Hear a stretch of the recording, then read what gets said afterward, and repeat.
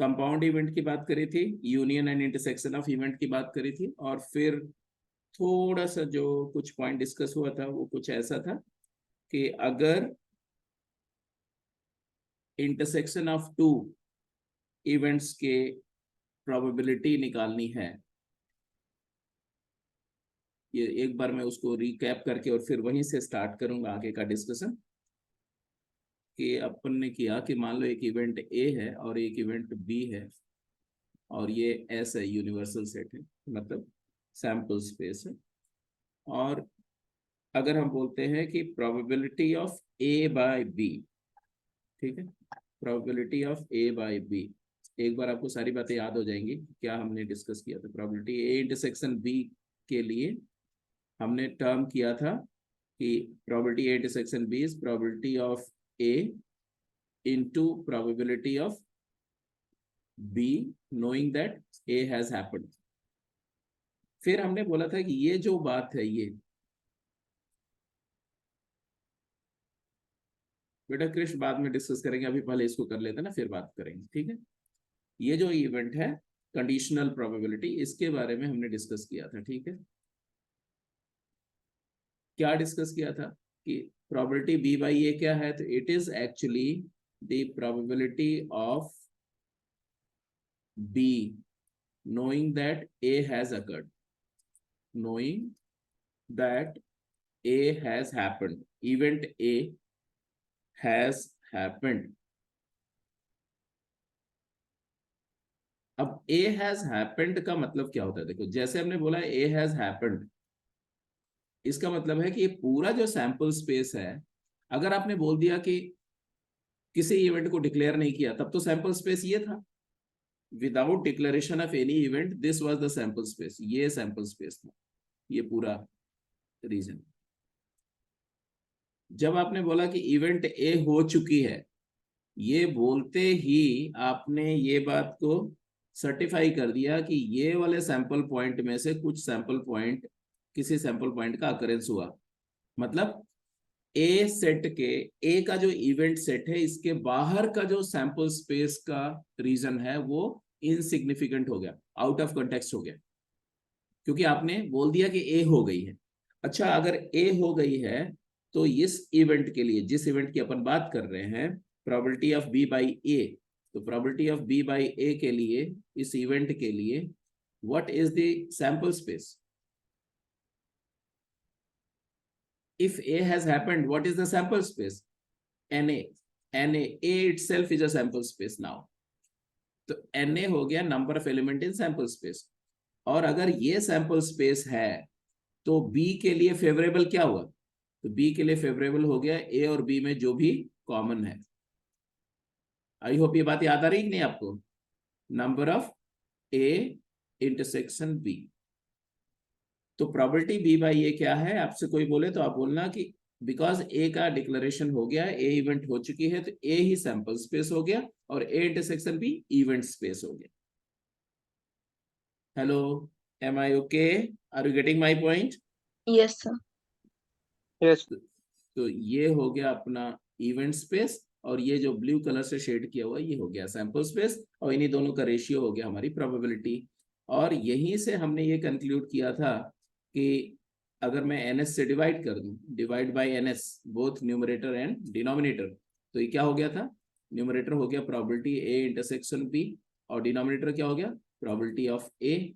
और यहीं से आपका वो फार्मूला बन गया जिस फार्मूले का हमने जिक्र किया अभी। क्या ये वाला फार्मूला हो गया कि नहीं? क्या कि probability A intersection B is P A into P B by. By same argument मैं ये बोल सकता हूँ कि प्रोबेबिलिटी ए बाई बी क्या होगा? अगर बी इवेंट हो चुकी है और उसके कॉन्सिक्वेंस में एक ही प्रॉपर्टी पूछ रहा हूं, तो अब सैंपल स्पेस क्या होगा बोलो? ए ऑब्लिक बी इवेंट के लिए सैंपल स्पेस क्या होगा? Sir probability A intersection B by probability of B. हाँ, मतलब सैंपल स्पेस बोलना नंबर ऑफ बी है, number of B is the number of sample space, and number of A intersection B will be the event space, and therefore वहां से भी आएगा probability A intersection B divide by probability B. इसलिए हम ये भी बोल सकते हैं और इसी बात को हम ऐसे भी बोल सकते हैं कि probability of B into probability of A/B. Hello, are you getting my point? सब लोग ये बात समझ में आ गई कि नहीं? Yes, sir. Yes, sir. ठीक है, तो अगर ये बात समझ में आ गई तो इसी के कॉन्सिक्वेंस में अब हम बात करेंगे, इसको बोलते हैं conditional probability. It is called conditional probability. दो इवेंट के लिए, जब दोनों इवेंट, कंडीशनल प्रोबेबिलिटी जब दोनों इवेंट क्या है, डिपेंडेंट है.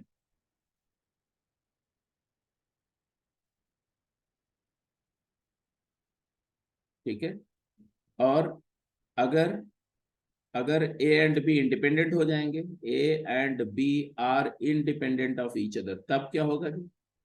Probability of A into probability of B. तब उस केस में आप बोलेंगे कि probability B by A is nothing but probability B, and probability A by B is nothing but probability A. क्यों? क्योंकि बी, ए के होने से बी पर कोई फर्क ही नहीं पड़ रहा है. तो B, knowing that A has happened, आपने बोला what is the probability of B if A has happened, तो आप बोलोगे nothing, the probability of B remains probability of B. It is not affected by A, that's it. Similarly probability A by A will, A by B become PA. तो ये हो गया independent event के लिए. तो इसलिए इंडिपेंडेंट के case में if A and B are independent, तो हम बोलेंगे probability of A intersection B is equal to PA into PB. चलिए अब कुछ क्वेश्चंस करते हैं फटाफट इसी कॉन्टेक्स्ट में. पहला क्वेश्चन, ये क्वेश्चंस वैसे शीट में भी रहे होंगे कहीं ना कहीं, अगर आपने किए होंगे तो हम उसको स्किप करते जाएंगे, अदरवाइज एक बार फटाफट जल्दी से आंसर करें. बोलेगा PA is equal to 2PB and PA union B is plus PA intersection B is given as 7/8. Find PA and PB, quick.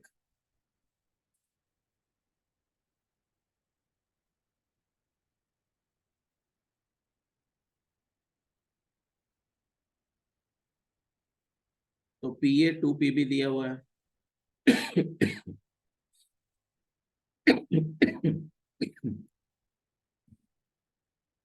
PA union B plus PA intersection B.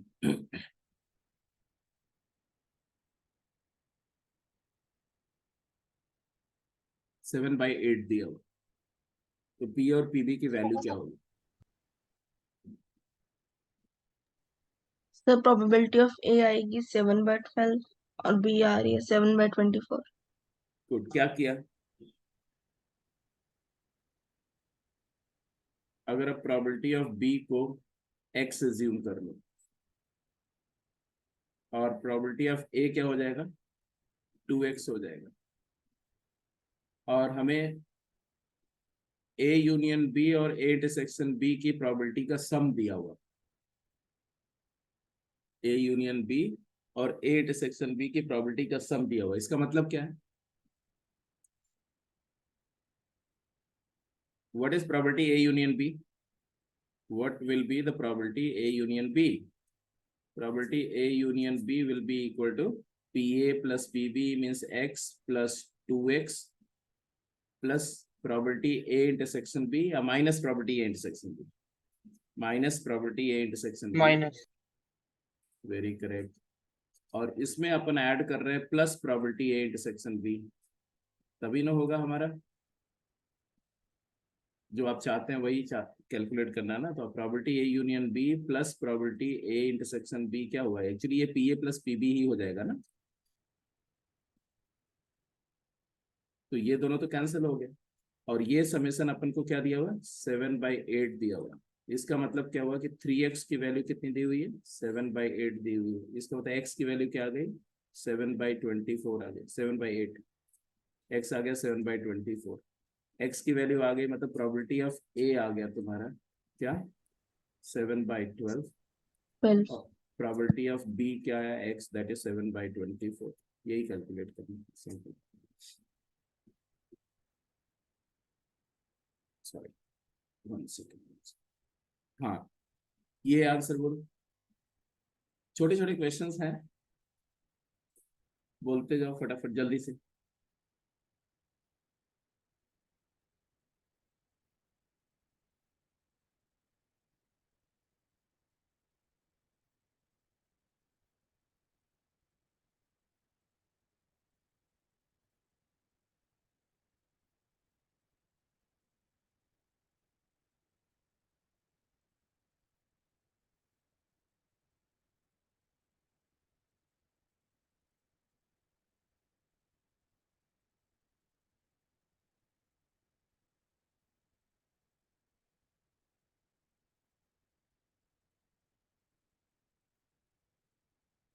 From a set of 100 cards numbered 1 to 100, one card is at randomly drawn. Find the probability of appearing such a number which is divisible by 2 or 3 or 5.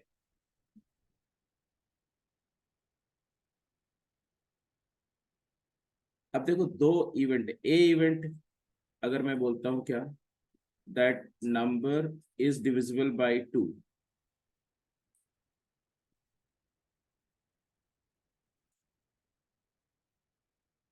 B event क्या है, that number is divisible by 3, and C event suppose करो है number is divisible bye 5। और हमें क्या calculate करना है, हमें कैलकुलेट करना probability of A union B union C.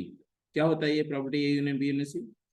Probability of A plus probability plus of B probability of B plus plus probability of probability minus probability A intersection B minus probability B intersection C minus probability C intersection A and plus probability A intersection B intersection C। अब आपको calculate करना है probability A क्या है, what is PA? PA मतलब Half. कितनी number से जो 2 से डिविजिबल है, तो total 50 by 100 50 by 100 half, very correct. PB कितने नंबर है जो 3 से 33 डिविजिबल by है, 100. तो 100 by 3 का इंटीजर पार्ट क्या होता है 33, तो 33 by 100। और 5 से डिविजिबल कितनी है 20 by 100। 20 by 100 probability A intersection B, A intersection B का मतलब क्या हुआ, numbers which are divisible by 6। B intersection C का मतलब क्या हुआ, numbers which are divisible by 15। 15 और ए इंटरसेक्शन सी का मतलब क्या हुआ, numbers that are divisible by 10 2 और 10। तो वो कैलकुलेशन भी आप कर सकते हैं। तो आंसर लिखते जा रहे हो, तो what is probability of A intersection B? तो 100 नंबर्स हैं और उसमें से कितनी नंबर है जो 6 से डिविजिबल है, 100 by 6 का इंटीजर पार्ट 16, तो याद आएगा 16 by 100। Probability B intersection C अगर कोई आपसे पूछे तो आप बोलेंगे ये 100 by 15, 100 by 15 का इंटीजर पार्ट तो 6 7. 6 15 6 जा 90 होगा ना, 15 7 जा तो 105 हो Yes, sir. जाएगा। और Yes. Probability A intersection C अगर आप निकाल रहे हैं तो 10 से डिविजिबल कितनी है 10, 10 by 100 और probability A intersection B intersection C अगर निकालेंगे तो तीनों से डिविजिबल कितनी है, 2 3 और 5 से डिविजिबल कितनी है, 30 से डिविजिबल 3, 30 60 and 90। तो in totality your answer will be, बोलो 50 by 100 plus 33 by 100 plus 33 by 100 plus plus 20 20 by by 100 100 minus 16 by 100 minus 6 by 100 minus 10 by 100 plus 3 by 100। in denominator is 100 basically, numerator को फटाफट calculate कर लो, you get the answer। तो ये तीनों का सम किया तो ये 103 हो गया। 103 में से 103 प्लस 3 106, 106 में से आपने कितना सब्ट्रैक्ट किया, 100 में से आपने 26 हटाया, 100 माइनस 26 कितना है जी 74। तो it will be actually 37 by 50, this is the answer. तो थोड़ा सा कैलकुलेशन और बेसिक रूल्स पता है तो इट्स सिंपल, कोई बड़ी बात नहीं। ये सब क्या है, addition theorem, principle of inclusion exclusion लगा रहे हैं हम लोग, ठीक है। अगला क्वेश्चन पे चलिए।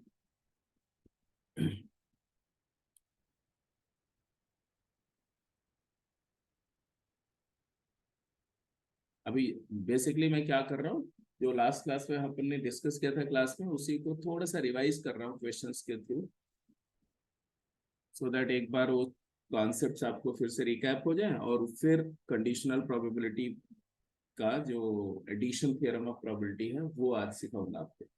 कंडीशनल प्रोबेबिलिटी के क्वेश्चंस करेंगे।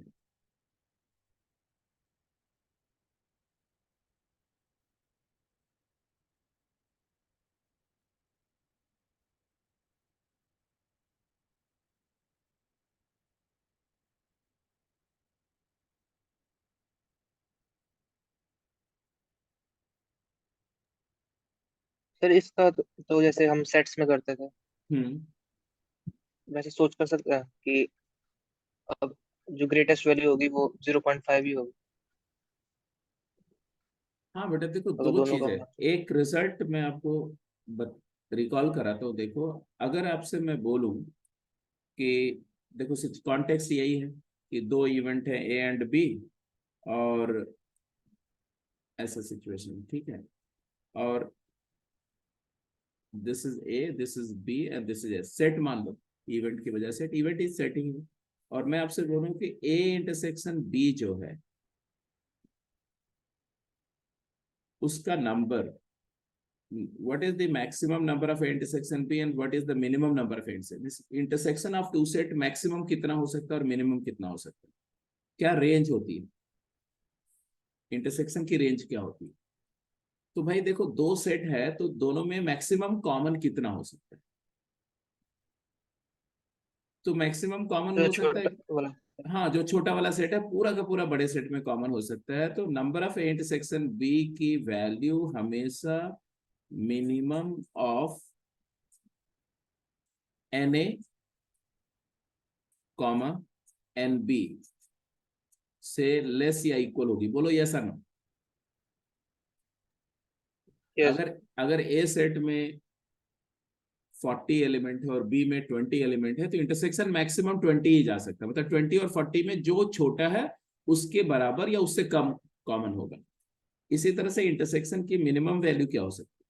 What is minimum value of intersection? 0। Zero हो सकती है, बट कई केसेस में जीरो नहीं भी हो सकती। कई केसेस में जीरो नहीं हो सकती। जैसे अगर मैं बोलूं कि 40%, आप अपनी क्लास से के 40% बच्चों को फिजिक्स पसंद है और 75% बच्चों को मैथ्स पसंद है, तो कितने बच्चे ऐसे हैं जिनको फिजिक्स और मैथ्स दोनों पसंद है मिनिमम? तो आप जीरो तो नहीं बोल सकते इंटरसेक्शन इसमें। सोच के देखो, अगर 75% बच्चों को मैथमेटिक्स पसंद है और 40% बच्चों को फिजिक्स पसंद है, तो मिनिमम कितने ऐसे परसेंटेज, कितना परसेंटेज है जिनको दोनों सब्जेक्ट पसंद है? ये क्या होगा? जीरो नहीं हो सकता इस केस में। 40 होगा। हाँ, तो इसमें मिनिमम कितना होगा? 40। नहीं, मिनिमम 40 नहीं होगा, मैक्सिमम 40 होगा। मिनिमम इंटरसेक्शन क्या होगा?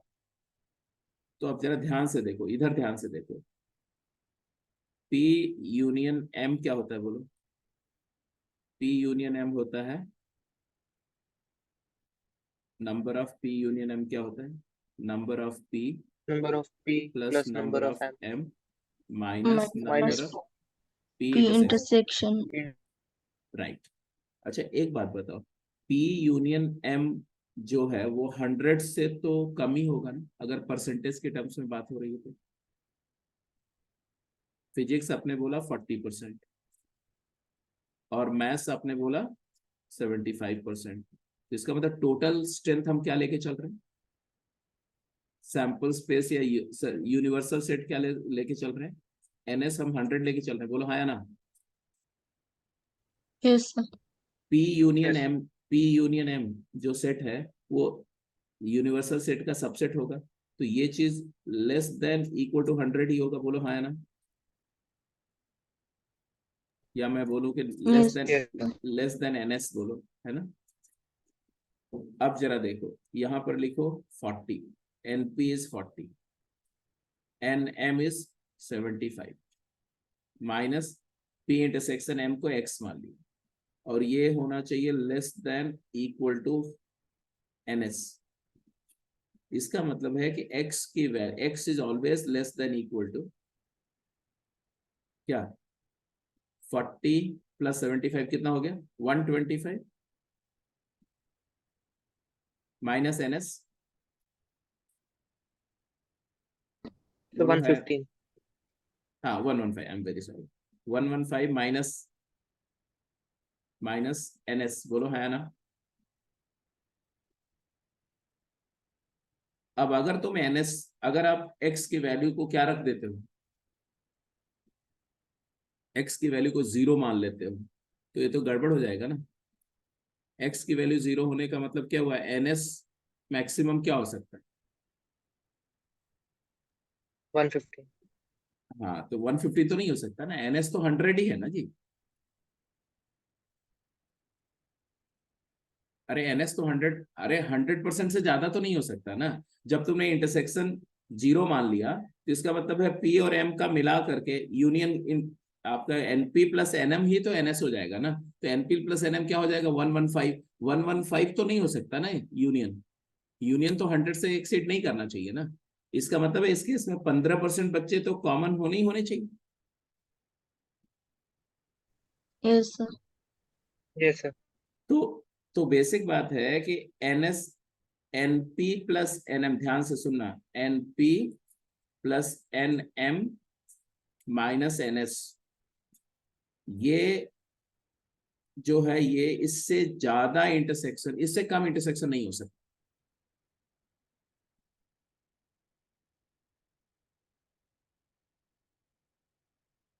इंटरसेक्शन की लीस्ट वैल्यू क्या होगी, यहाँ पर लिख दो। इंटरसेक्शन की लीस्ट वैल्यू होगी, यहाँ लिखो, यहाँ पर maximum of, maximum of 0 comma na plus nb minus ns, ये इंटरसेक्शन की लीस्ट वैल्यू होगी। अब आप आराम से सोचो, जैसे एक एग्जांपल के तौर पे मैं बता रहा हूं कि if a is 70% and b is 60%, in that case number of a intersection b का रेंज क्या होगा। तो आप क्या बोलोगे, a इंटरसेक्शन b मैक्सिमम कितना हो सकता है, 60 60 और मिनिमम और 30। Minimum 30, very good. क्योंकि 70 प्लस 60 इज 130, 130 100 से कितना बड़ा है, यूनिवर्सल से जितना एक्सेस हो रहा है, Na और Nb को ऐड करके यूनिवर्सल से जितना भी एक्सेस हो रहा है उतना तो कॉमन होना मस्ट है। क्योंकि अगर इस केस में डिसजॉइंट नहीं हो सकता, अगर मैं ए और बी को डिसजॉइंट कर देता हूं तो ट्रबल आ जाएगा ना। क्योंकि आप बोल रहे हो कि ये वाला 60 है, आप बोल रहे हो कि ये वाला 70 है, और ये पूरा एस है, ये ए है और ये बी है। तो भैया ये बताओ 70 प्लस 60 130 हो गया, जबकि टोटल सैंपल स्पेस में तो 100 ही है। तो 130 कैसे, मतलब 30 ज्यादा हो रहा है, 30 ज्यादा हो रहा है, मतलब 30 दोनों में कॉमन होना मस्ट है। तो ये मिनिमम वैल्यू 30 होगी और मैक्सिमम वैल्यू 60 होगी। इतनी बात समझ में आ गई कि नहीं आपको। Yes sir. Yes sir. तो इसी बात को प्रोबेबिलिटी में कन्वर्ट करोगे तो क्या आएगा, देखो एनएस से डिवाइड कर दो, ये पूरे को एनएस से डिवाइड कर दो, यहां भी एनएस से डिवाइड कर दो, और यहां भी एनएस से डिवाइड कर दो, और यहां भी एनएस से डिवाइड कर दो।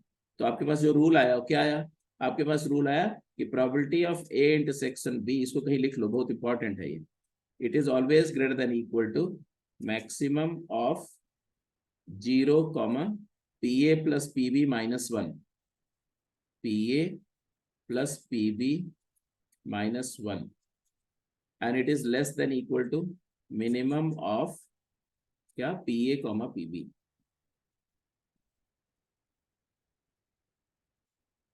This is the rule for intersection, range of the intersection of the probability of two event. Similarly, अगर आपको A यूनियन B की रेंज बतानी है तो ये भी बता सकते हैं। A यूनियन B की रेंज क्या होगी, A यूनियन B मैक्सिमम क्या हो सकता है, तो 1 हो सकता है। है ना? तो इट इज, आप बोलेंगे क्या, minimum of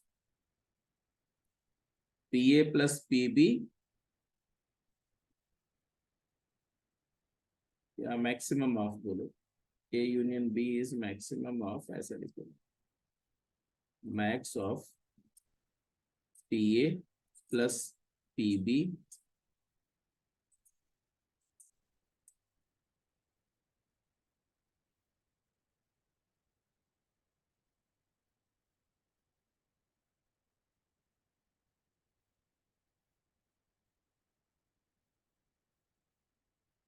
minimum of PA plus PB comma 1, ऐसे लिखो, मैक्स नहीं, minimum of PA plus PB comma 1,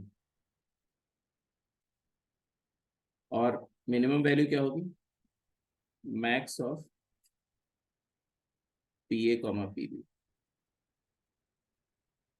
ये तो पक्का। तो this is what you need to understand. तब आप कोई भी क्वेश्चन का आंसर में मिस्टेक नहीं करेंगे, अगर ये बात समझ गए अच्छे से तो। चलिए अब क्वेश्चन करिए तो ज्यादा क्लैरिटी आपको मिलेगी। आप सोचिए, इसी लाइन पर सोचिए इसको। पीए दिया 0.8, पीबी दिया 0.5, बोल रहे हैं कि लीस्ट और greatest value P and section B क्या होगा। तो क्या बोलेंगे भाई, आप बोलेंगे पी एंड सेक्शन बी दोनों को ऐड किया तो क्या है,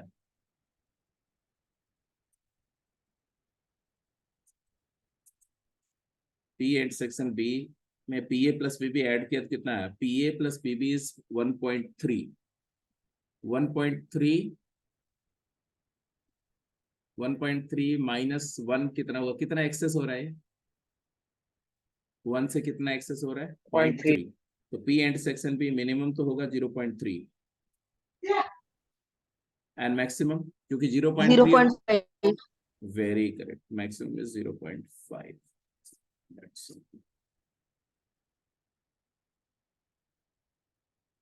what about the second case,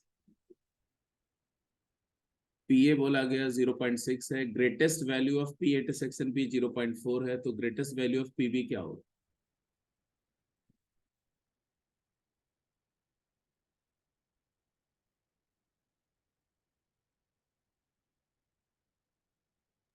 zero point four ही होगी ना।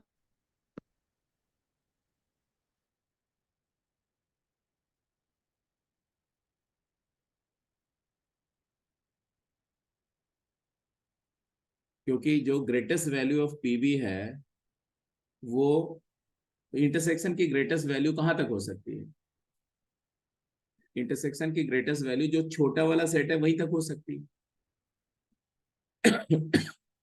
अगर P A Yes, intersection sir. B, अगर हम बोल रहे हैं P A intersection B is 0.4, इसका मतलब है कि A is the larger set, B is the smaller set, this is for sure. And इसका Yes. इसका मतलब है कि greatest value of P B can be 0.4 only, very good. Four.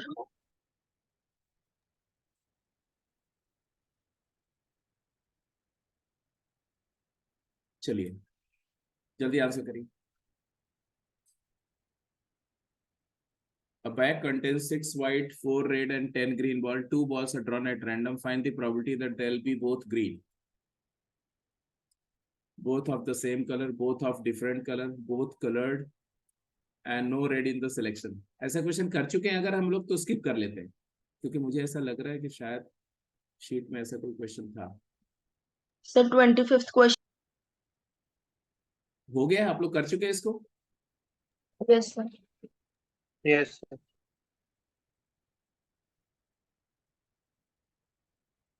चलो ये क्वेश्चन भी शीट में है, उसी तरह का है जैसा अभी हम लोग डिस्कस किया, तो इसको आप कर लेना, क्योंकि वही बात हो रही है ना। A and B are two candidates seeking admission at IIT. Probability that A is being selected is at least 0.5. मतलब PA is greater than equal to 0.5. Probability that both A and B, A intersection B selected is at most 0.3. मतलब probability A intersection B is maximum 0.3. ये max value of intersection है. Is it possible that the probability of B getting selected is 0.9? तो I think जो अभी discuss हुआ उसके basis पे आराम से सोच सकते हैं, तो आप इसको अपने आप सोचना, अगले क्वेश्चन पे चलते हैं। हाँ, इसका आंसर करिए। 3 faces of a fair dice are yellow, 2 faces are red, and 1 is blue. The dice is thrown 3 times. Show that the probability that the color yellow, red, and blue appear in first, second, and third throw. सबसे पहले तो बताते जाइए कि probability of red क्या होगा और probability of yellow क्या होगा और येलो प्रोबेबिलिटी का ऑफ हाफ होगा, हाँ रेड कि 2/6। 3 फेसेस पर येलो है, 2 पर रेड है, 1 पर ब्लू है, टोटल कितने फेसेस है 6, तो प्रोबेबिलिटी येलो हो गया हाफ 3/6, प्रोबेबिलिटी रेड हो गया यस 2/6, 2/6 प्रोबेबिलिटी ब्लू हो 1/6। गया 1/6। 1/6। अब आगे इन्होंने पूछा क्या कि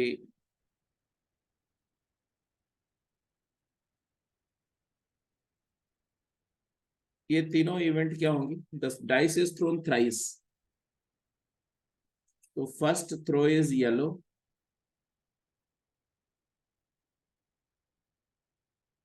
intersection second throw is red, intersection third throw is blue। ये तीनों इवेंट इंडिपेंडेंट है कि डिपेंडेंट है बेटा?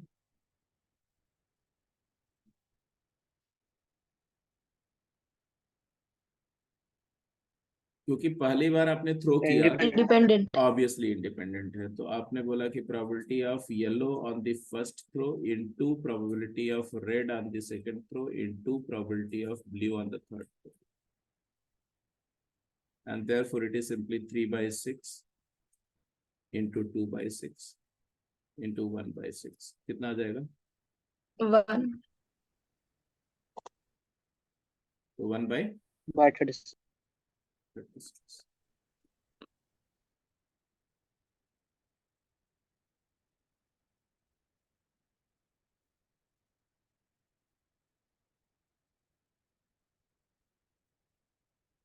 ठीक है जी, तो यहाँ तक बात समझ में आ गई। तो अब चलते हैं कंडीशनल प्रोबेबिलिटी की बात करते हैं।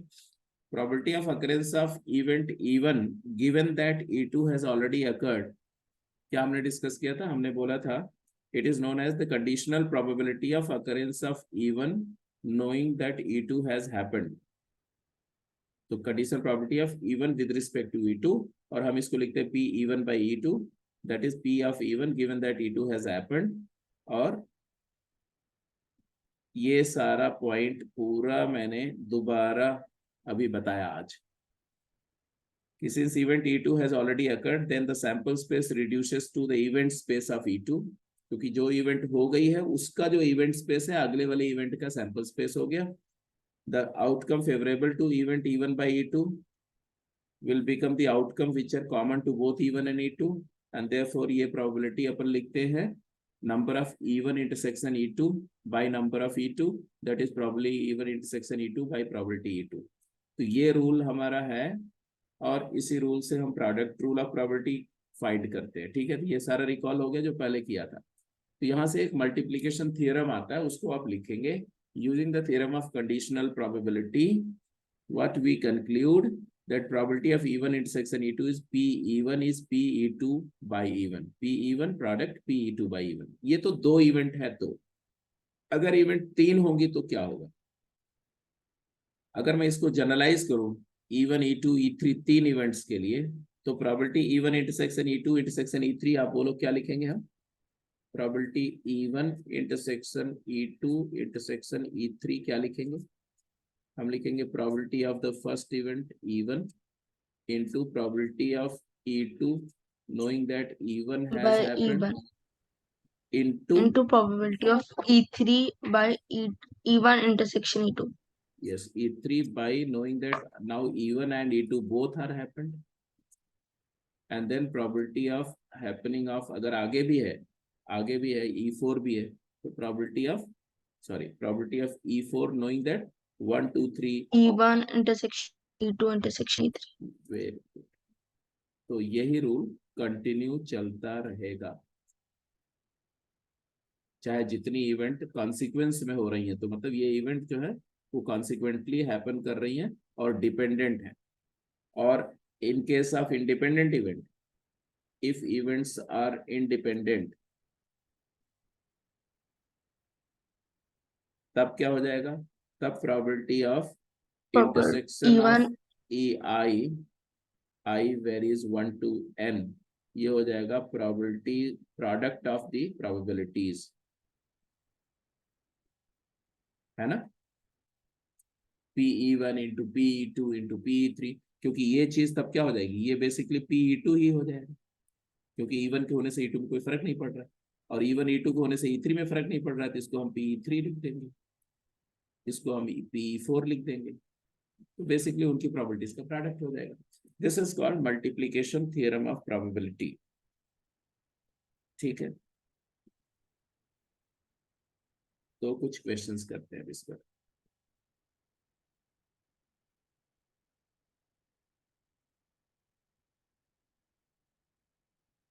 क्वेश्चन पढ़िए और फटाफट आंसर करते जाइए। From a pack of card, 2 cards are drawn, the first being replaced before the second is drawn. Find the probability that the first is a diamond and the second is a king. एक pack of card में से 2 cards draw कर रहे हैं, पहले वाले को draw करके देख करके रिप्लेस कर दे रहे हैं, फिर दूसरा ड्रॉ कर रहे हैं, तो find the probability that the second first is a diamond and second is a king.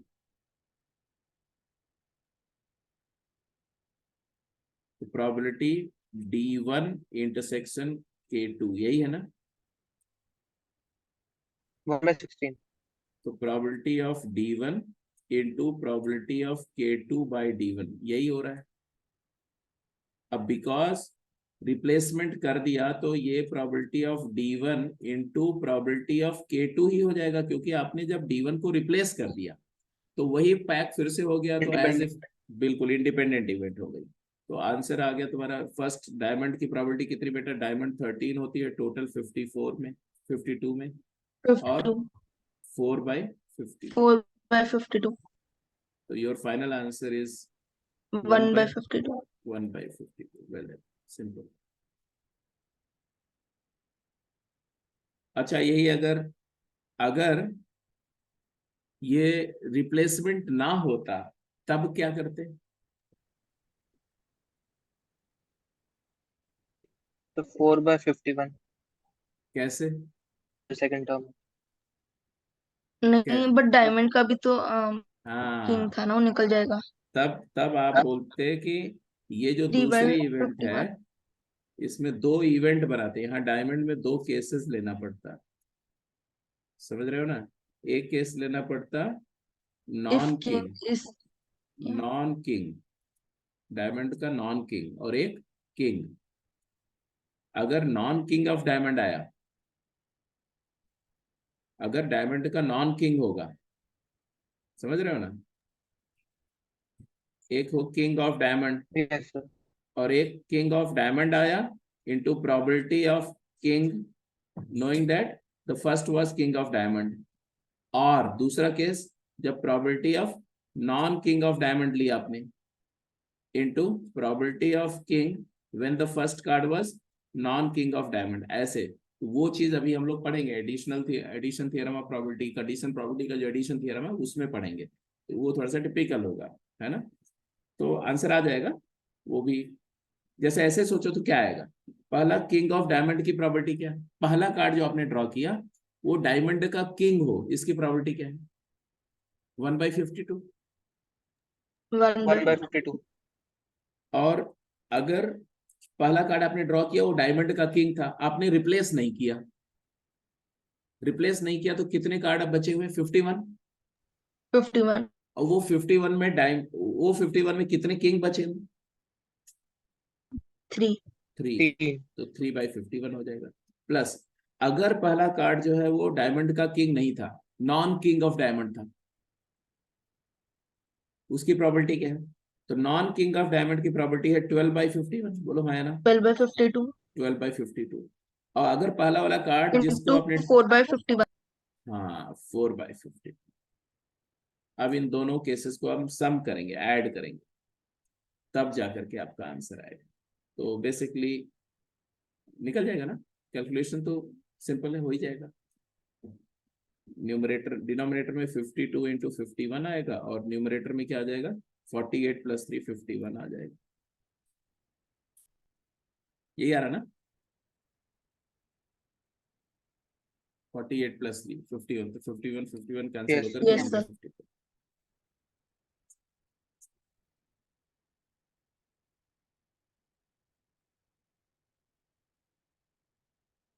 आगे चलते हैं। एडिशन थ्योरम ऑफ प्रोबेबिलिटी, इसी को बोलते हैं थ्योरम ऑफ टोटल प्रोबेबिलिटी। ठीक है, ये थ्योरम ऑफ टोटल प्रोबेबिलिटी क्या है? एक्चुअली देखो, पूरी प्रोबेबिलिटी में दो ही थ्योरम है जो इंपॉर्टेंट है अभी तक। जो अगर आपने एक बार बेसिक समझ लिया तो उसके बाद दो थ्योरम इंपॉर्टेंट है।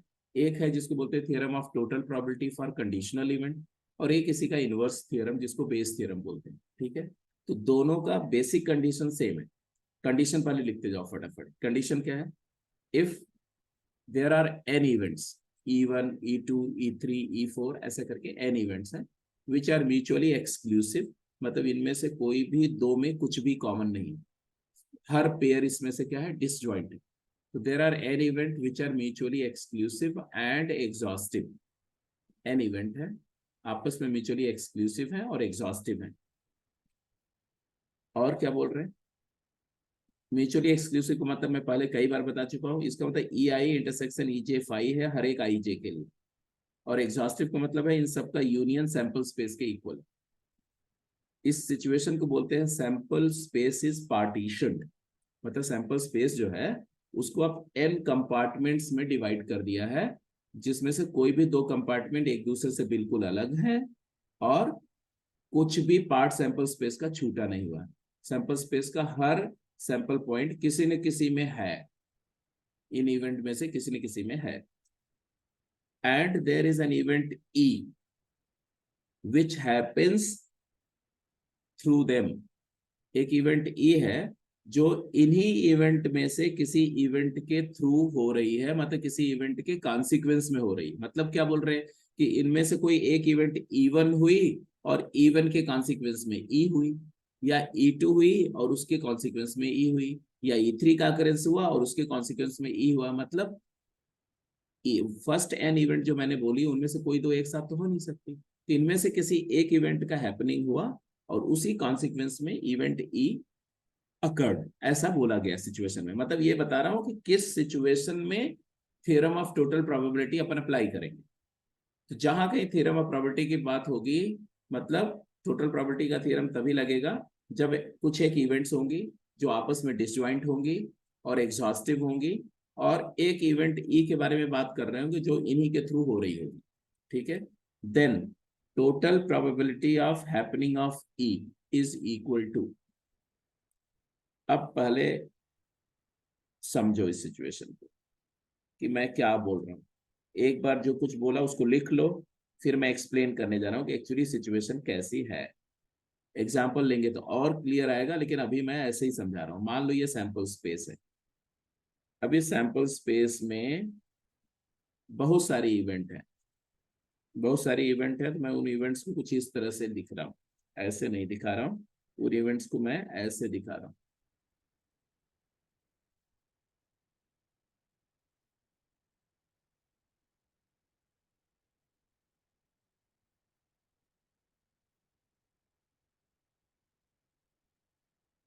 समझ रहे हो क्या किया मैंने? मैंने पूरे सैंपल स्पेस को पार्टीशन किया, क्या दिखाने के लिए कि ये जो इवेंट्स हैं ये आपस में डिसजॉइंट हैं, और क्या दिखाने के लिए कि इस सैंपल स्पेस का कोई भी ऐसा पार्ट या पोर्शन नहीं है जो कवर नहीं किया मैंने। Hello, are you getting my point? बताते जाओ। Yes.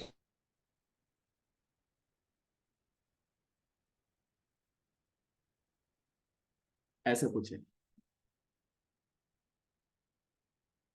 तो ये यूनियन, पूरे सारे इवेंट का यूनियन क्या है? सैंपल स्पेस है, ये समझ में आना चाहिए। और इनमें से कोई भी दो इवेंट में कुछ भी कॉमन नहीं है, ये समझ में आना चाहिए। आप बोल रहे हैं क्या एक इवेंट है जो इनके थ्रू हो रही है, मतलब now if I say that this whole thing is S, तो इनमें से किसी इवेंट का अकरेंस हुआ और उसी कॉन्सिक्वेंस में एक इवेंट E हो रही है। ये इवेंट ई का अकरेंस इनमें से किसी एक इवेंट के थ्रू हुआ होगा। वो कौन सी इवेंट है? कुछ कोई सी भी हो सकती है, ठीक है। तो इस इवेंट ई की प्रोबेबिलिटी अगर आपसे पूछ रहे हैं तो आप बोला जा रहा है कि probability of happening of E is equal to, अब जरा ध्यान से सुनना, बहुत सिंपल है कि भाई देखो, अगर ई हुई तो क्या क्या पॉसिबिलिटीज हो सकती है। पॉसिबिलिटी हो सकती है कि E1 इवेंट हुई होगी और उसके बाद ई हुई, या E2 इवेंट का अकरेंस हुआ फिर ई का अकरेंस हुआ, या ये भी हो सकता है कि E1 E2 नहीं, रादर E3 इवेंट हुई होगी और ई हुई, या ऐसे करते करते हो सकता है कि nth इवेंट En का अकरेंस हुआ और फिर उसी के कॉन्सिक्वेंस में ई हुआ। इसके अलावा और कोई पॉसिबिलिटी हो सकती है बेटा? बोलो हाँ या ना। सर E1 और E2 साथ में हो सकते, उसके बाद E हो, नहीं, E1 E2 साथ में तो हो कोई ही नहीं एक ही। सकती। E1 और E2 तो साथ में हो ही नहीं सकती ना, क्योंकि डिसजॉइंट इवेंट एक अच्छा, साथ कैसे हो सकती है? एक्सक्लूसिव। ठीक है, एक्सक्लूसिव है ना, इसलिए। अब एक और बात ध्यान से देखो, बड़ी इंटरेस्टिंग सी बात है। अगर दो इवेंट, ध्यान से सुना, अगर दो इवेंट डिसजॉइंट हैं, अगर दो इवेंट डिसजॉइंट हैं, तो उन दोनों इवेंट का किसी थर्ड इवेंट के साथ में अगर आपने कॉमन लिया, क्या बोला मैंने? दो डिसजॉइंट इवेंट का अगर आपने थर्ड इवेंट, ये E1 था और ये E2 था और ये E है, ये वाला E है, ये वाला, तो what is E1 intersection E? E1 और E का इंटरसेक्शन क्या है? E1 और E का इंटरसेक्शन ये है। और E2 और E का इंटरसेक्शन क्या है? E2 और E का इंटरसेक्शन ये है।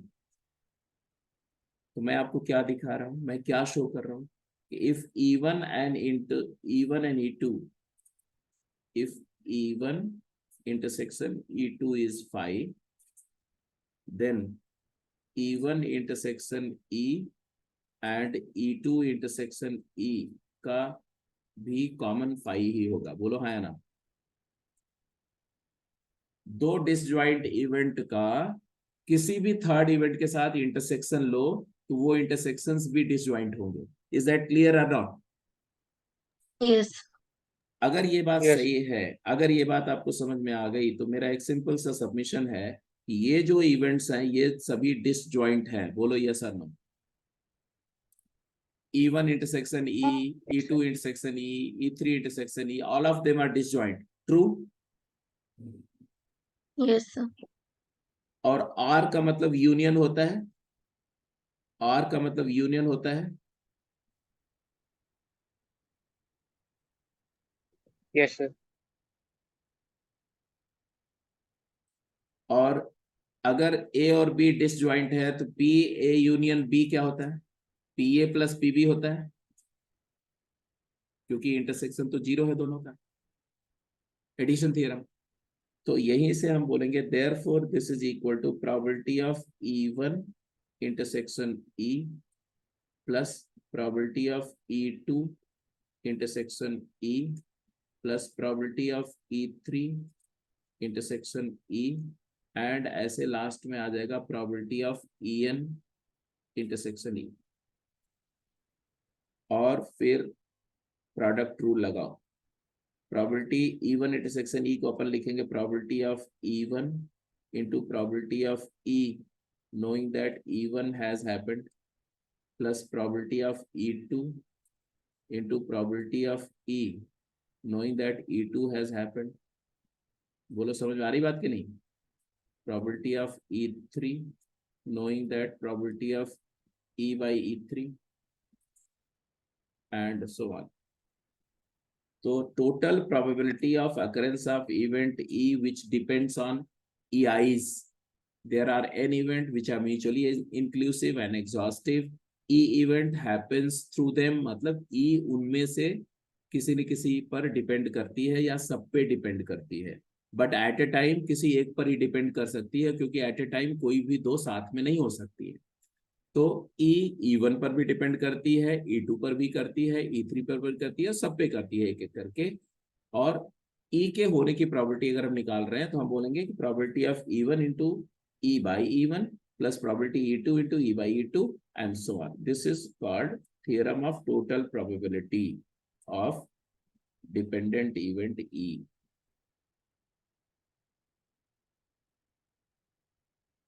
बात समझ में आ गई? यस. अब एक एग्जाम्पल लेते हैं छोटा सा सिंपल सा, उसके बाद आपको ज्यादा क्लियर होगा. एग्जाम्पल बहुत सिंपल है. अगर आपने ये नोट कर लिया तो मैं वो एग्जाम्पल बोलने जा रहा हूँ. देखो मैं क्या करने जा रहा हूँ. मैंने बोला एक चलो एक बॉक्स लेते हैं, ठीक है. आपको एक बॉक्स दिया और उस बॉक्स में दो बैग दिए. एक बैग ए टाइप का है और एक बी टाइप का. दो टाइप के बैग हैं बॉक्स में, ठीक है जी. ए टाइप के बैग हैं और बी टाइप के बैग. जो ए बैग है इसके अंदर में 4 रेड बॉल है और 3 ग्रीन बॉल है. और जो बी टाइप का बैग है, बी टाइप का, उसके अंदर में 2 रेड बॉल है और 5 ग्रीन बॉल है. ठीक है जी. ध्यान से सुनो क्या बोला जा रहा है. और अगर मैं फर्दर बोलूं कि इसमें ए टाइप ए वाले कितने बैग हैं? 2 बैग हैं.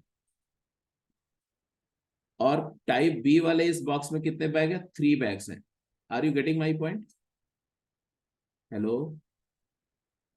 Yes sir. Yes sir. क्या बोला मैंने?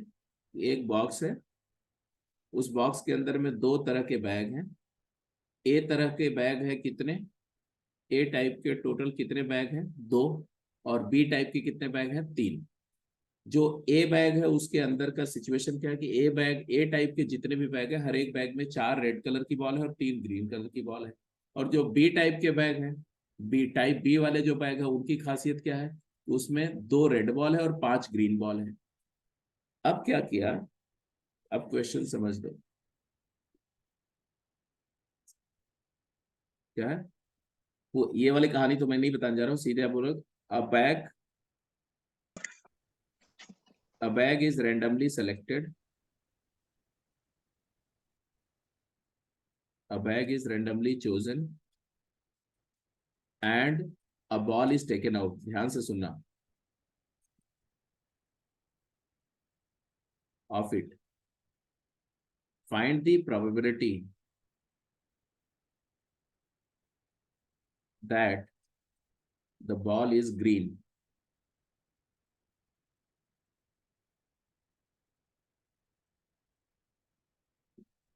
इसके पहले की कहानी समझ में आ गई? क्या बोला था मैंने? A box has 2 bags of type A and 3 of type B, and bag A contains, A has 4 red and 3 green ball, and bag B contains 2 red and 5 green balls. अब इस बॉक्स के अंदर आपने हाथ डाला, रैंडमली 5 बैग में से कोई एक बैग उठा चूज किया, उसको खोल के उसमें से एक बॉल निकाली और वो बॉल ग्रीन है, इसकी प्रॉपर्टी बतानी. तो यहां पर देखो, तो 2 तरह की इवेंट हो रही है. मेरी बात समझो. इस पूरे प्रोसेस में 2 स्टेप है. पहला स्टेप क्या है? What is step 1? Step Selecting the 1, bag. हाँ, Selection of bag.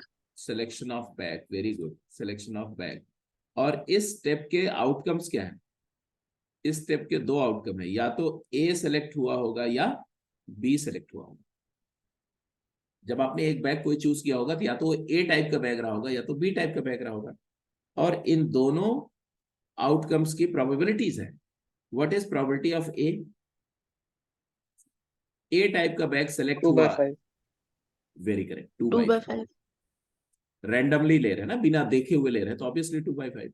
और बी टाइप का बैग सेलेक्ट हुआ, इसकी प्रोबेबिलिटी क्या है? 3 by 5. 3 by 5. Very correct.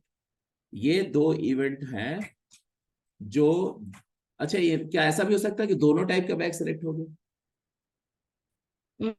नहीं हो सकता। मतलब एक ही कर रहे हैं। Event A and B are, event A and B are independent, sorry A and B are disjoint. A event और बी इवेंट डिसजॉइंट है, ये समझ में आ रहा है कि नहीं? Yes sir. डिसजॉइंट इवेंट है तो ये डिपेंडेंट है स्ट्रांगली, क्योंकि ए का होना बी को डिनाई कर रहा है, बी का होना ए को डिनाई कर रहा है। ए होगा तो बी नहीं होगा, बी होगा तो ए नहीं होगा। That's very true. अब एक इवेंट है, एक और स्टेप टू क्या है बोलो? What is step to?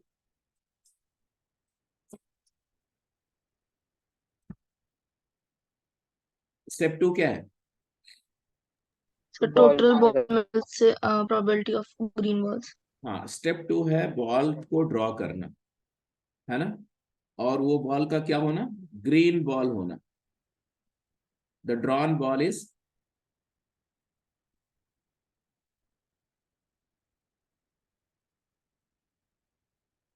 Green. तो मान लो उस इवेंट को मैंने जी लिख दिया। अब ये जो जी इवेंट है, ग्रीन बॉल का आना, ये ए और बी पे डिपेंड करेगा कि नहीं, ये बताओ? तो करेगा। करेगा, क्योंकि ए से ग्रीन आने की प्रोबेबिलिटी अलग है और बी से ग्रीन आने की प्रोबेबिलिटी अलग है। मतलब सिचुएशन बड़ी सिंपल है कि हमारा सैंपल स्पेस में दो तरह का इवेंट है, या तो ए टाइप का बैग है या तो बी टाइप का बैग है। ये दोनों म्यूचुअली एक्सक्लूसिव एंड एग्जॉस्टिव है। A and B are exclusive and exhaustive. ये दोनों इवेंट एक्सक्लूसिव एंड एग्जॉस्टिव है, क्योंकि तीसरे टाइप का बैग नहीं है। और एक इवेंट की बात हो रही है, क्या? ग्रीन बॉल ड्रॉ होना। ये जी इवेंट जो है वो इन दोनों पर डिपेंड करती है। जी इवेंट जो है वो ए और बी पर डिपेंड करती है। तो सारी की सारी पॉसिबिलिटी हमारा इंडिकेट कर रही है कि थ्योरम ऑफ टोटल प्रोबेबिलिटी लगेगा। अब बोल रहे हैं कि जी की प्रोबेबिलिटी क्या है? What is the probability of G? तो अपन क्या लिखेंगे? अपन लिखेंगे probability of G is equal to probability of A intersection G union B intersection G. बोलो हाँ या ना? या तो ए बैक ड्रॉ हुआ और वहां से ग्रीन आई, या तो बी ड्रॉ हुआ वहां से ग्रीन आई, तीसरा कुछ है नहीं। और फिर ये दोनों इवेंट क्या है? ये वाली इवेंट और ये वाली इवेंट डिसजॉइंट है। यही होगा प्रोबेबिलिटी ऑफ, बोलो, probability of A intersection G plus probability of B intersection G. फिर आ गया ये प्रोबेबिलिटी ऑफ ए की probability into probability of G knowing that A has happened plus probability of B into probability of G knowing that B has happened। मतलब bag ए के select होने की probability क्या है, आप बताओ? ए बैग के सेलेक्ट होने की प्रोबेबिलिटी थी 2/5। अच्छा, अगर हमें पता है कि ए बैग सेलेक्ट हुआ तो वहां से ग्रीन आने की प्रोबेबिलिटी क्या है? 3/7, है कि नहीं? यस। और बी की प्रोबेबिलिटी क्या है? 3/5। और अगर हमें पता है कि बी बैग सेलेक्ट हुआ तो बी से ग्रीन आने की प्रोबेबिलिटी क्या है? 5/7। 5/7. एंड देयरफॉर टोटल ग्रीन आने की प्रोबेबिलिटी कितनी आ गई? तो 3 2 जा 6 प्लस 3 5 जा 15 21/35। Divide by 35। तो it is equal to 21/35। In fact 7 common है ना, तो 3/5 है कि नहीं?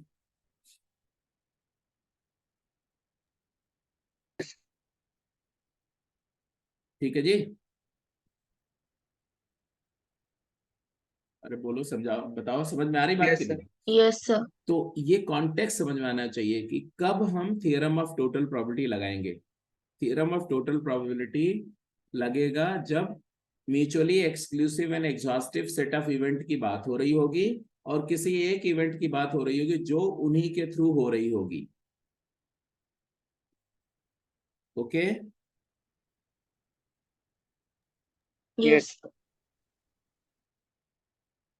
ये जो इवेंट है, ये वाली, इन इवेंट्स को हम बोलते हैं प्रियोरी, क्योंकि टाइम स्केल पर ये पहले हो रही है, प्रियोरी। और ये वाली ई इवेंट है, ई, इसको बोलते हैं पोस्टीरियरी, क्योंकि टाइम स्केल पर ये बाद में हो रही है। पोस्टीरियर, पोस्ट हैपनिंग जिसका हो रहा है उसको पोस्टीरियरी, और जो पहले हो रही है उसको प्रियोरी। पहले बैक कोई सेलेक्ट हुआ फिर बॉल निकली, ठीक है। तो अगर प्रियारी की प्रोबेबिलिटी गिवन है और पोस्टीरियर इवेंट की टोटल प्रोबेबिलिटी पूछी जा रही है, इसको बोलते हैं थ्योरम ऑफ टोटल प्रोबेबिलिटी। इसी का उल्टा होता है कि पोस्टीरियर अगर वो बता देते कि जो ड्रॉन बॉल है वो ग्रीन है, तो इस बात के क्या चांसेस हैं कि वो ए बैक से आई, तो इसको बोलते हैं क्या कि पोस्टीरियर इवेंट की प्रोबेबिलिटी बता दिया और प्रियोरी की प्रोबेबिलिटी पूछ रहे हैं, उसी को इनवर्स थ्योरम ऑफ प्रोबेबिलिटी बोलते हैं, जिसको बेस थ्योरम बोलते हैं। दोनों एक ही चीज है, एकदम बिल्कुल सेम है, लेकिन अभी हम लोग इनवर्स की बात नहीं कर रहे, हम लोग अगले क्लास में इनवर्स थ्योरम की बात करेंगे। अभी हम केवल डायरेक्ट प्रोबेबिलिटी के कैलकुलेशंस की बात कर रहे हैं। समझ में आ गया ना? ये सारा पॉइंट क्वेश्चंस पे चलते हैं। तो ये थ्योरम ऑफ टोटल प्रोबेबिलिटी है। जैसे एक क्वेश्चन है, given a box having 5 bags of type A में 5 व्हाइट है, 4 ब्लैक है, 2 बैग टाइप बी का है, 3 व्हाइट 6 ब्लैक है, 3 बैग टाइप सी का है, 7 व्हाइट 2 ब्लैक है, एक बैग सेलेक्ट किया रेंडमली, एक बॉल निकाली, find the probability that the drawn ball is back. जल्दी आंसर करो, क्विक। देखना है कौन सबसे पहले आंसर करता है।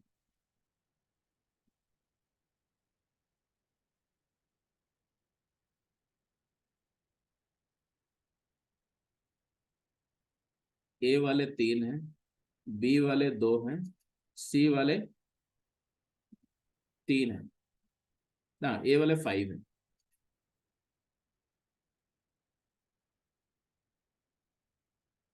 ए वाले में बोल रहे हैं 5 व्हाइट है और 4 ब्लैक है, बी वाले में बोल रहे हैं 3 व्हाइट 6 ब्लैक है, और सी टाइप के बैग में 7 व्हाइट है और 2 ब्लैक है, और इसमें से एक बॉल निकाली गई बैग सेलेक्ट करके, तो उसके 1 बॉल ब्लैक निकाली गई, तो प्रोबेबिलिटी क्या है, ब्लैक आने की प्रोबेबिलिटी क्या है? आप क्या बोलेंगे? इस इवेंट को ई मान लिया, तो total probability of E, very good, probability E is equal to probability of A into probability of E by A plus probability of B into probability of E by B. E event है that drawn ball is black, and probability of C into probability E by C. मैं एक final step लिख रहा हूँ। हाँ जी, तो ए की probability क्या है? टोटल कितने हैं? 10 है ना, हाफ, या वो, या हम 5/10 भी लिख सकते हैं कैलकुलेशन सिंप्लीफाई करने के लिए। 5/10 इंटू ब्लैक आने की probability 4/9 4/9 plus 2/10 into 6/9 very right plus plus 3/10 into 2/9 2/9, and total finally जो है 90, एंड न्यूमरेटर में 20 plus 12 38 plus by 6, 90 38/90, that is equal to 19/40 so simple।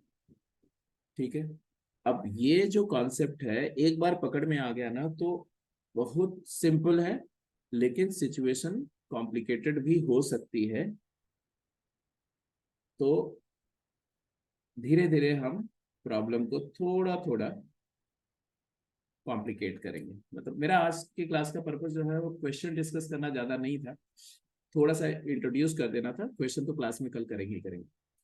Question क्या है? Find the chance of drawing an ace, a king, a queen and a jack in order from a ordinary pack of card in 4 consecutive draw, the card drawn being not replaced, the card drawn being replaced।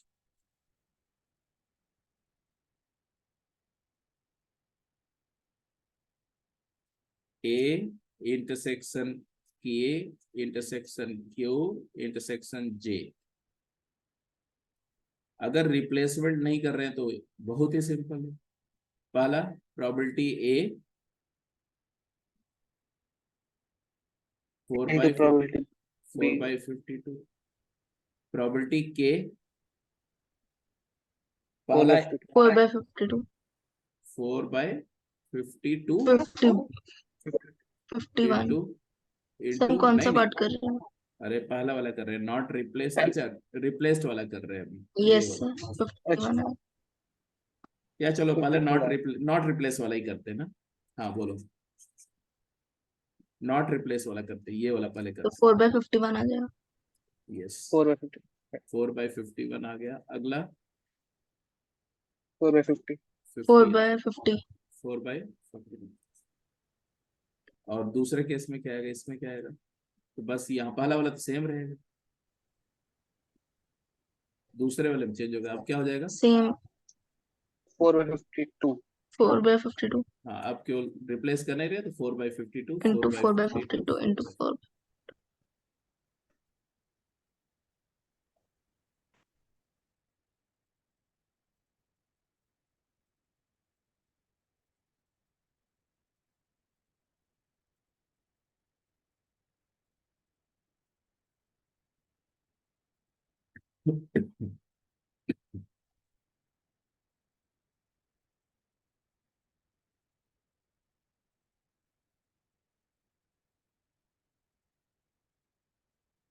बोलो। 4 cards are drawn one by one without replacement. What is the probability that these are all aces?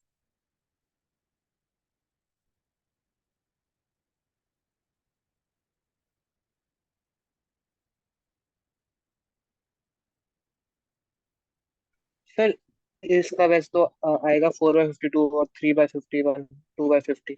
इसको मैं ले लेते हैं 1/52C4।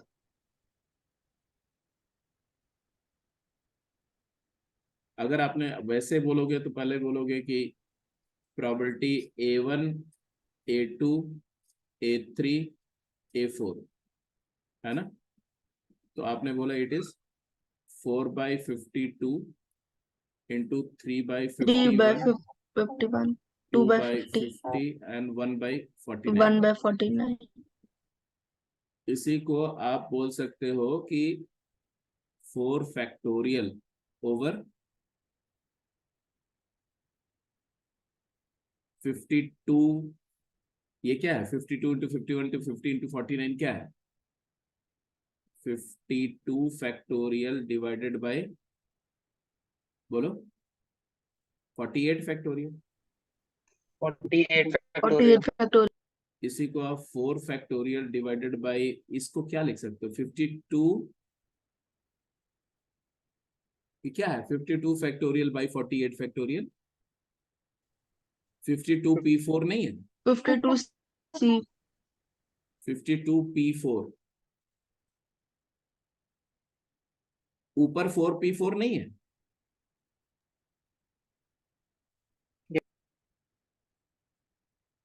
बोलो। इसी को ये 4c4/52c4 भी बोल सकते हैं। तो चाहे आप ये बोलो, चाहे आप ये बोलो, चाहे ये बोलो, चाहे ये बोलो, चाहे ये बोलो, बात एक ही है। अब तुम क्या बोल रहे थे हिमांशु? सर मैं तो 1/52C4 बोल रहा नहीं, वहां हूँ। गड़बड़। ऊपर मेरा वन कैसे बोला, ये बताओ। मतलब 4C4 को 1। 4C4 को 1। तो बात तो वही आ गई ना, वो भी तो ठीक है ना। यही तो, ये 4c4 वनित हुआ ना यहाँ पर। यस। आपने बोला 4c4/52c4, यही बोला ना। फिर इसी को यस। आप, इसी को 4 फैक्टोरियल से मल्टीप्लाई कर दो, अरेंज कर दो। जो आपने बोला वो सिलेक्शन से बोला, इसी को अरेंज कर दो। अरेंज कर दो तो ऊपर में 4p4 हो जाएगा और नीचे में 52p4 हो जाएगा। और उसी को रीअरेंज करके लिख दो तो ये वाला। मतलब कहने का मतलब, सोचने का तरीका कुछ भी हो सकता है। चाहे आप अलग अलग इवेंट मान करके और डिपेंडेंट इवेंट जैसा ट्रीट करो तो भी वही आएगा, और चाहे आप स्ट्रेट अवे सोचो तो भी वही आएगा। कॉन्ट्राडिक्ट नहीं होगा कभी भी। अगर कॉन्ट्राडिक्ट हो रहा है, अगर मान लीजिए डिफरेंट आंसर है, मतलब है कि उनमें से कोई एक सही होगा एक गलत होगा, तो उसमें भी थोड़ा सा सोचोगे, तुम्हें अपनी गलती पकड़ में आ जाएगी। अगला है ऑल ऑफ सेम सूट। तो प्लेइंग कार्ड में 4 सूट्स होते हैं, क्या क्या? Spade, club, club, diamond, heart heart. And diamond. 8। तो ऑल ऑफ सेम सूट के लिए क्या करेंगे, कैसे करेंगे? फिर एक तो जैसा भी स्टार्टिंग से किया 1 एक मिनट, So ये वाला 13 चेक by कर लेना सर 52. क्या? हाँ 1.52 बाय 52C3 13। हाँ, बोलो बोलो, पहले आप कैलकुलेट कर लो, सोच लो। आप बोलते जाओ, मैं लिख रहा हूँ, बताओ।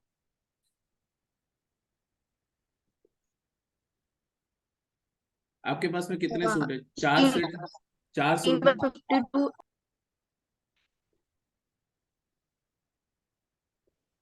Yes, sir.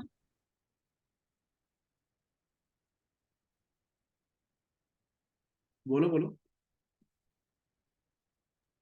13 by 52 into 12 by 51 into 11 by 50 into 10 by 49. मतलब शक से मत बोलो, हाँ ठीक है, जो भी बोलो एक बार। 13/52, okay, into 12 by 51 12/51, into 11 by 50 11/50, into 10 by 49. Into 10/49, यही 49. यही बोल रहे हो? Yes, sir. इसमें आपने क्या सोचा? जैसे अगर मैंने कोई भी रैंडमली एक सूट पिक कर लिया तो, तो और एक पिक, कार्ड वो निकाल जो लिया। जो एक सूट आपने पिक किया उसकी भी तो प्रोबेबिलिटी होगी। 4C1. तो पहले आपने ये जो किया ना, अगर ये चारों के चारों जो हैं अगर क्लब है तो उसकी प्रोबेबिलिटी है कि नहीं? अगर ये Yes, sir. चारों कार्ड, अगर चारों डायमंड है तो भी यही प्रोबेबिलिटी आएगी। Yes, sir. तो ये प्रोबेबिलिटी ये होगी या इसका 4 से मल्टीप्लाई करना चाहिए, ये बताओ। इसका मल्टीप्लिकेशन होगा 4 से। 4 से या 4 फैक्टोरियल? 4 होगा ना, क्योंकि 4C1 है।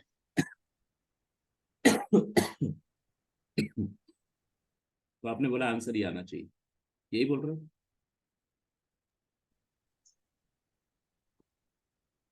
Yes. अब इसी प्रॉब्लम को अगर मैं बोलूं ऐसे सोचो, ठीक है, ये एक तरीका है सोचने का। अभी मैं ये कंक्लूड नहीं कर रहा सही है कि गलत है, बट ये एक तरीका है। इसी प्रॉब्लम को मैंने बोला ऐसे सोचो कि टोटल कार्ड कितने हैं? 52. 52 कार्ड है। 52 कार्ड में से कोई एक कार्ड सेलेक्ट कर लो, 52C1। 52C1. वो कार्ड किसी न किसी सूट का तो होगा। हम्म. यस। Yes. अब जिस सूट का वो कार्ड होगा, उस सूट के अलावा जो दूसरे सूट के कार्ड है उनको हम हटा दें, Yes. क्योंकि क्योंकि हमें नहीं चाहिए। तो उसके बाद अब बचे कितने कार्ड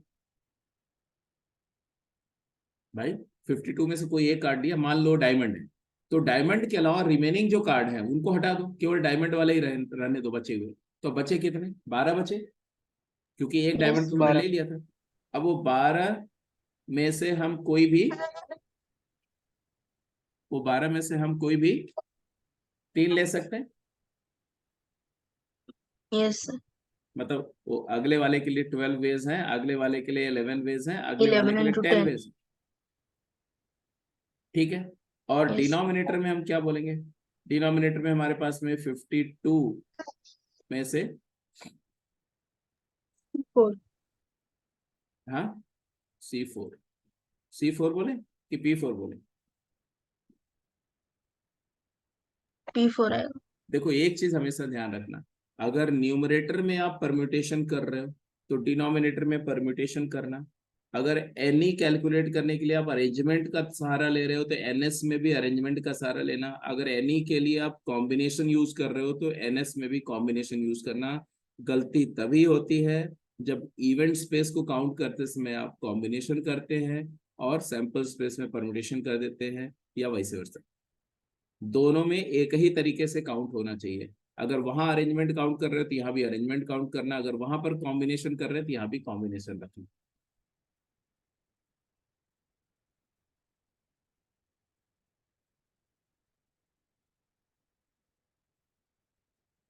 मेरी बात समझ में आ रही कि नहीं? तो ऊपर में अपन कॉम्बिनेशन कर रहे हैं कि परमुटेशन? कॉम्बिनेशन। कॉम्बिनेशन। पहले कार्ड के लिए 52 चॉइस लिया, उसके बाद 12 चॉइस लिया, 11 10, मतलब ऐसे सोचो कि 52 का मतलब है पहला कार्ड कुछ भी हो सकता है, मान लो डायमंड का किंग है, फिर उसके बाद में डायमंड का क्वीन है, फिर जैक है, फिर एस है, ये पॉसिबिलिटी है। या पहला वाला डायमंड का एस है, फिर यहाँ पर आ गया किंग, यहाँ पर क्वीन आ गया, यहाँ पर जैक आ गया, तो परमिटेशन हो रहा है ना ये ऊपर में। सोच के देखो।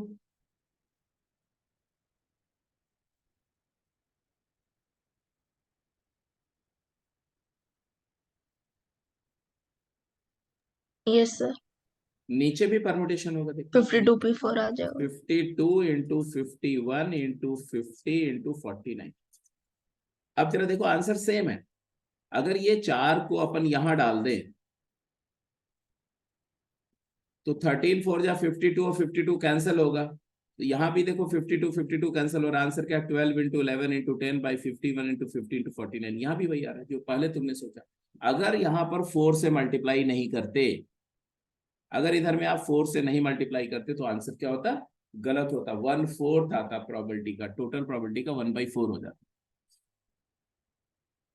मेरी बात समझ रहे हो? मैंने दूसरा तरीका क्यों बताया? दूसरा तरीका सिर्फ इसलिए डिस्कस किया कि पहला तरीके में जो आपने पहले सिर्फ बोल दिया था 13/52 इंटू 12/51 इंटू 11/50 इंटू 10/49, उसको 4 से मल्टीप्लाई नहीं किया था, उसको समझाने के लिए कि वो 4 से मल्टीप्लाई करना पड़ेगा, क्योंकि जो आपने पहले प्रोबेबिलिटी बताई थी वो बेसिकली किसी एक सूट की प्रोबेबिलिटी बताई थी कि सारे के सारे अगर स्पेड है तो उसकी प्रोबेबिलिटी थी। ठीक है, फिर उसी तरह से सारे अगर डायमंड है तो उसकी प्रोबेबिलिटी ऐसे सारे। हाँ आशीष, क्या बोला तुमने? एक मिनट बेटा, तुम्हारा आंसर क्या था मैं देख लेता हूँ, just 4 into 13 C4, 4 into 13 C4 divided by 52 C4।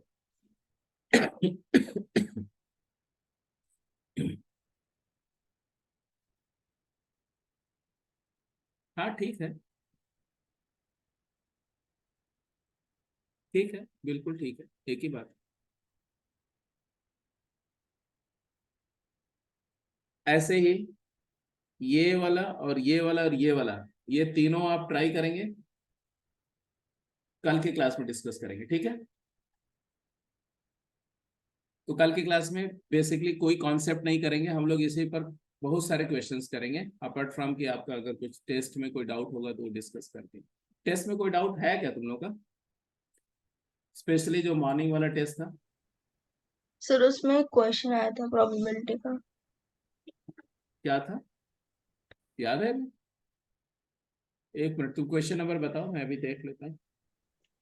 तो 73 आया था एक, और 72। 73।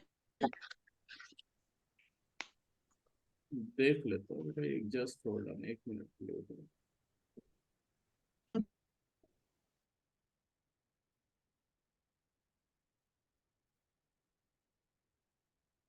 FTM की बात कर रहे हो ना? Yes.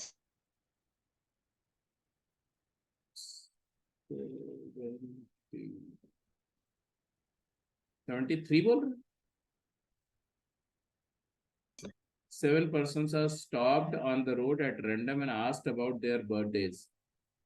If the probability that the 3 of them are born on Wednesday and 2 of them are born on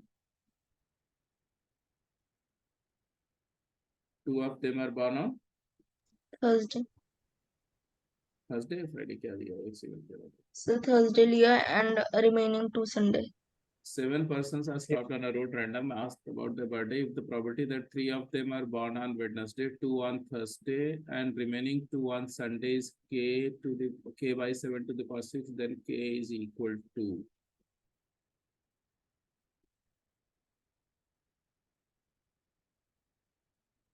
ठीक है, ठीक है, ठीक है, ठीक है, ठीक है, ठीक है, ठीक है, ठीक है, ठीक है।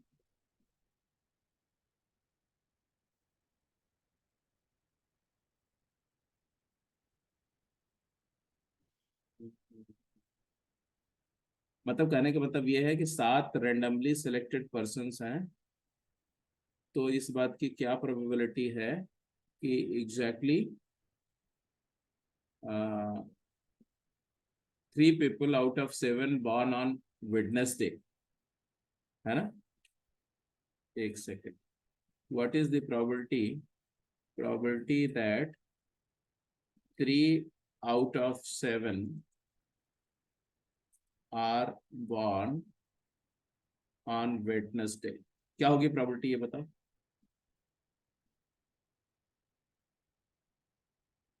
7 बंदे हैं, उनमें से कोई 3 रेंडमली ऐसे हैं जो वेडनेसडे को बॉर्न है, इसकी क्या प्रोबेबिलिटी होगी?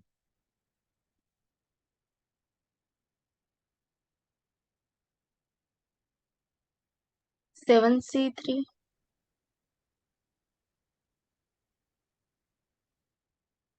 7 में से 7C3/7। 7 में से 3 सेलेक्ट कर लिया हमने,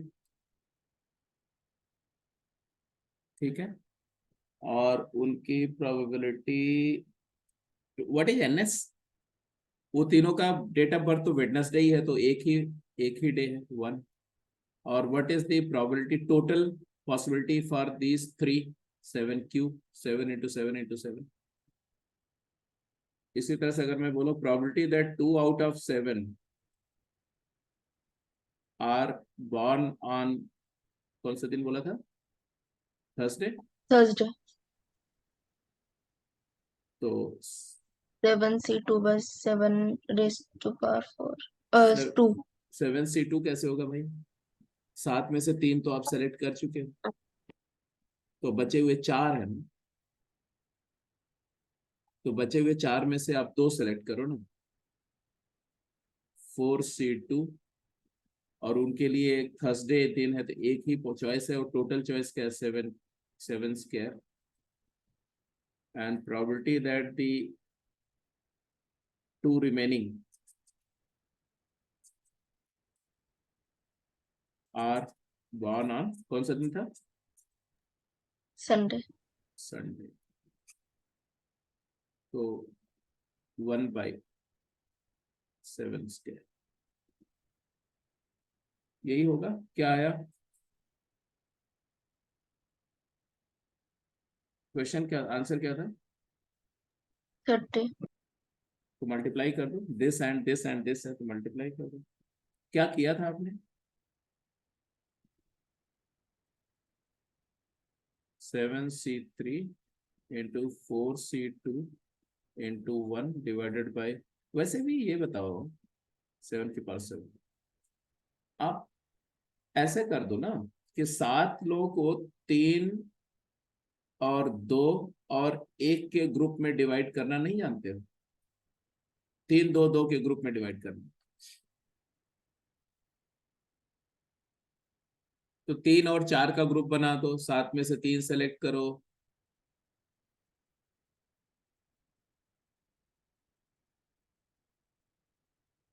बचे हुए 4, वो 4 में से 2 सेलेक्ट करो, फिर बचा हुआ 2 वो अलग हो गया, और फिर हर एक के लिए 7 चॉइसेस, 7 into 7 into 7 करके कर लो, इसमें तो कोई दिक्कत नहीं थी। और कौन सा क्वेश्चन था?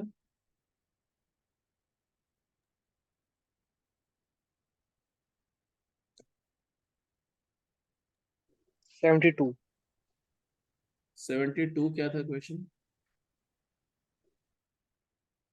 72 रीड करने दो। 72, a card is drawn from well shuffled pack of 52 cards numbered 2 to 54, 2 to 54, okay? The probability that the number on the card is prime less than 10,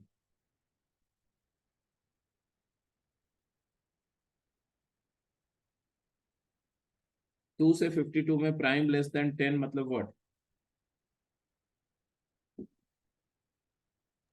2 prime है, 3 2 प्राइम है, 3 5 5 है, 7। 7 है। 4/52 1/13 आ गया। 4/52, 2 से लेके 52 कितने कार्ड्स हैं टोटल? सिर्फ 54 दिया हुआ है ना। 2 से 54 दिया कार्ड है? 52 ही होंगे। हाँ, तो फिर तो कुछ है ही नहीं। तो 52 टोटल कार्ड है और 4 फेवरेबल है, तो 1/13। क्या प्रॉब्लम है इसमें? प्रॉब्लम क्या थी इसमें?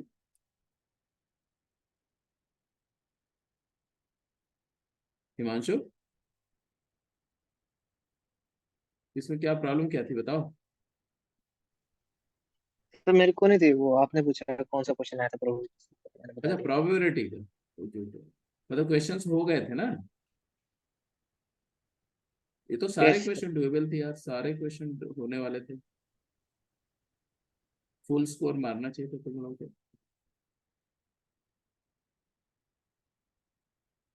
चलो, और भी कोई क्वेश्चन होगा तो आप टेक्स्ट कर देना, तो उसको डिस्कस भी कर लेंगे कल।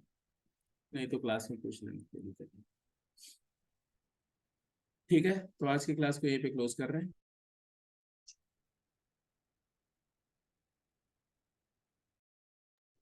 सर एक बार आप थैंक यू। होमवर्क वाला क्वेश्चन दिखा दोगे?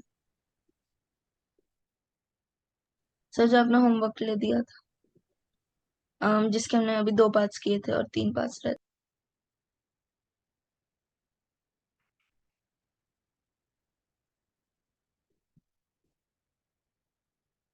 वो क्वेश्चन वैसे भी होगा आपके पास में, वो शीट में भी होगा। ये क्वेश्चन जो है डीपीपी में होगा, फिर भी आप इसको स्क्रीनशॉट ले लो। ठीक है, बाकी डिस्कशन कल करेंगे।